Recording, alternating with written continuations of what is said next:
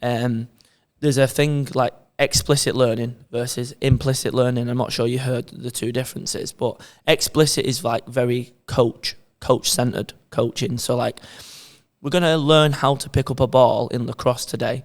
So the way you do that is you plant your weak foot next to the ball, you hold your right hand at the top of the stick, your left hand here. So it's a step-by-step process on how to get that ball into your lacrosse stick. That was kind of the way I always taught.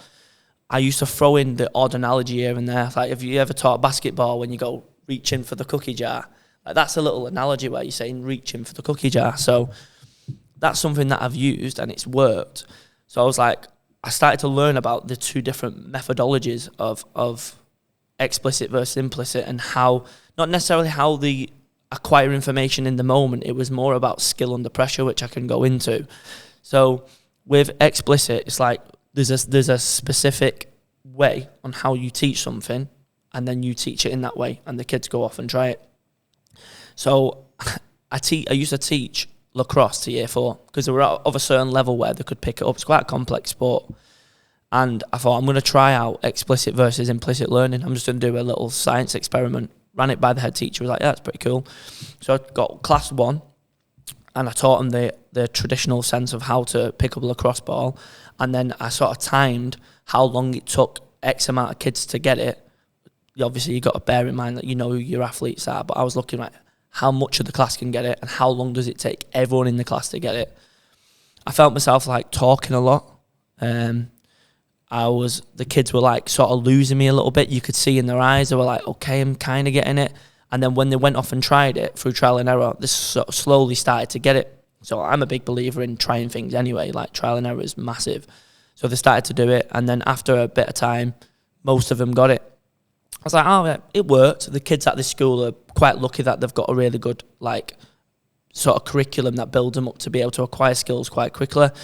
So, yeah, I would say on average, like, they've done all right. So the second class, I was like, okay, I'm going to try implicit learning. And one of the methods in implicit learning is analogy learning. So the idea behind it is if you teach a child via an analogy, that analogy is something that they already understand. So it's a pre-existing pathway in the brain. So if you can attach a skill to something that already exists, they're not overthinking anything. They're just going, I'm just doing this. So basically, I got all the lacrosse balls out, and I got hoops out. Just say it was the same lesson, but the way I delivered it, I said, right, kids, we're on the beach. I was like, see those balls? Sand.